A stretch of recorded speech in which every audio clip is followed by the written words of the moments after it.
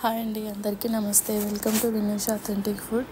ఈరోజు వీడియోలో మనం పిజ్జా ఇంట్లోనే ఈజీగా ఓవెన్ లేకుండా ఎలా చేసుకోవాలో చూపించబోతున్నాను. మీరు కూడా ఇలా ఇంట్లో ఒకసారి ట్రై చేయండి. మీ ఇంట్లో అందరికీ, ముఖ్యంగా పిల్లలకు బాగా నచ్చుతుంది.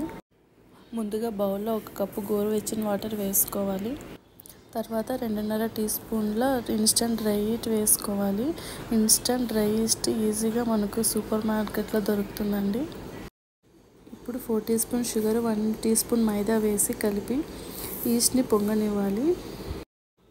బాగా మరిగే వేడి నీళ్ళు లేదా చల్లని నీళ్ళు అస్సలు వేయకూడదు. అలా వేస్తే ఈస్ట్ పొంగదు. ఈస్ట్ పొంగాక ఒక మిక్సింగ్ బౌల్లో 500 గ్రాముల దాకా మైదా వేసుకోవాలి. ఇందులోనే టేస్ట్కి తగ్గట్టు సాల్ట్, 2 టీ స్పూన్ల మిల్క్ పౌడర్, 2 టీ స్పూన్ల ఆయిల్, 2 టేబుల్ స్పూన్లు బటర్ వేసుకొని పిండి బాగా కలుపుకోవాలి. పిండిని ఇలా బ్రెడ్ పొడిలాగా అయ్యేదాకా బాగా కలుపుకోవాలండి. ఇలా వీడియోలో చూపించిన విధంగా పిండి ముద్ద కట్టాలి. పిండిని బాగా కలుపుకున్న తర్వాత పొంగిన ఈస్ట్ నీళ్ళను వేసి పిండిని సాఫ్ట్గా కలుపుకోవాలి. ఒకవేళ ఈస్ట్ పొంగలేదు అంటే ఆ ఈస్ట్ పనికిరాదు, పడేసేయాలండి. పిండిలో అవసరమైతే ఇంకొన్ని నీళ్లు పోసుకోవచ్చు. పిండి గట్టిగా పూరి పిండిలాగా లేదా చపాతి పిండిలాగా అస్సలు ఉండకూడదు. పిండి కాస్త పల్చగా, సాఫ్ట్గా ఉండాలండి. పిండిని బాగా కలుపుకున్నాక బౌల్లో నుండి తీసుకొని కింద పెట్టి చేతి మణికట్టుతో సర్దుకోవాలి.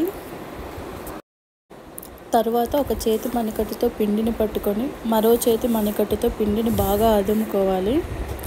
అదుముకున్న పిండిని మళ్ళీ వెనక్కి లాగి మళ్ళీ మణికట్టుతో బాగా అదుముకోవాలి. ఈ విధంగా చేయడాన్ని రాక్ అండ్ రోల్ మెథడ్ అంటారు. ఇలా పిండిని బాగా ఒక 10 నుంచి 12 నిమిషాల దాకా ఒత్తుకుంటూనే ఉండాలి. ఫస్ట్ టైం చేసేవారికి కాస్త బాగా టైం పడుతుందండి. ఇది చాలా ఇంపార్టెంట్ స్టెప్. పిండిని ఎంత బాగా నీట్ చేసుకుంటే పిజ్జా బేస్ అంత బాగా వస్తుంది. పిండి ముద్దను తీసుకొని కొద్దిగా స్ట్రెచ్ చేస్తే పల్చని పొరలాగా చిరగకుండా స్ప్రెడ్ అవ్వాలి. అలా స్ప్రెడ్ అయితే పిండి పర్ఫెక్ట్గా రెడీ అయినట్టు. తర్వాత పిండిని ఇలా వీడియోలో చూపించిన విధంగా కిందికి అనుకుంటూ సరి చేసుకోవాలి. ఒక బౌల్ తీసుకొని అందులో కొద్దిగా ఆయిల్ వేసుకోవాలి. పిండిని అందులో పెట్టేసి పిండి పైన కొద్దిగా ఆయిల్ స్ప్రెడ్ చేసుకొని ఒక ప్లేట్ పెట్టి ఒక 40 నుంచి 50 నిమిషాల దాకా లేదా పిండి డబుల్ అయ్యేదాకా పక్కన పెట్టుకోవాలి మూత పెట్టేసి. 40 నిమిషాల తర్వాత బౌల్లో మూత ఓపెన్ చేసి చూస్తే ఇలా పిండి వీడియోలో చూపించిన విధంగా డబుల్ అవ్వాలండి. ఇలా డబుల్ అయిన పిండిని బాగా ఎయిర్ పోయేదాకా బాగా దాని పిండిని కలుపుకోవాలండి. ఇప్పుడు మీకు ఏ సైజులో పిజ్జా కావాలో దానికి తగ్గట్టుగా పిండి ముద్దను తీసుకొని ఇలా వీడియోలో చూపించిన విధంగా పిండిని లోపలికి అదుముకుంటూ బాల్ లాగా చేసుకోవాలి.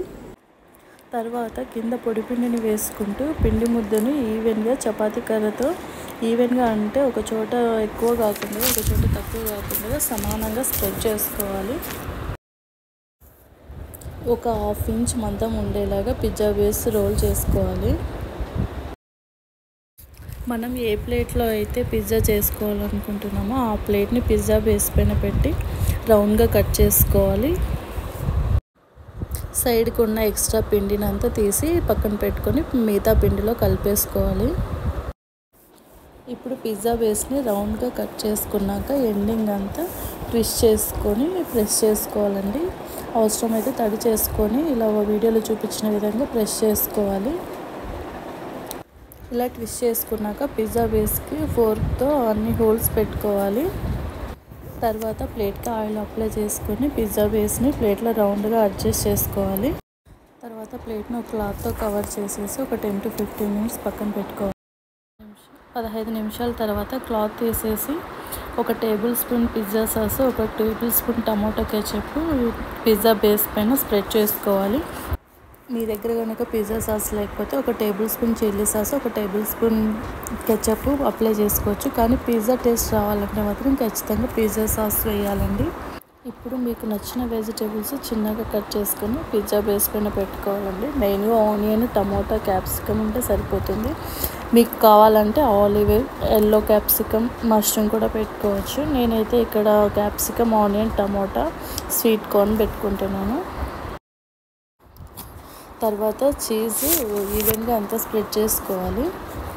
ఇది మా సూపర్ మార్కెట్లో ఈజీగా దొరుకుతుందండి. ఇక్కడ నేను రెడ్ చిల్లీ ఫ్లేక్స్ వేస్తున్నానండి, మీకు నచ్చకపోతే వదిలేయచ్చు. అలాగే నేను పెప్పర్ కూడా వేస్తున్నాను. ఇప్పుడు మందంగా ఉండే ఒక ప్యాన్ స్టవ్ మీద పెట్టుకుని దానిని ఒక 5 నిమిషాలు ప్రీహీట్ చేసుకోవాలి. అందులో ఒక స్టాండ్ పెట్టి దానిపైన పిజ్జా బేస్ ప్లేట్ పెట్టుకొని మీడియం ఫ్లేమ్లో ఒక 20 to 25 మినిట్స్ దాన్ని బేక్ చేయాలండి. మధ్యలో ఒకసారి ప్లేట్ తీసేసి చీజ్ మెల్ట్ అయ్యిందో లేదో చూడాలండి. ఒక 25 నిమిషాల తర్వాత చీజ్ మెల్ట్ అయిపోయాక ప్లేట్ని బయటకు తీసుకొని పక్కన పెట్టుకోవాలి. చాలా సింపుల్గా టేస్టీగా ఉండే పిజ్జా ఇంట్లోనే చక్కగా రెడీ అయిందండి. మీరు ఒకసారి ట్రై చేసి ఎలా వచ్చిందో కామెంట్ చేయండి.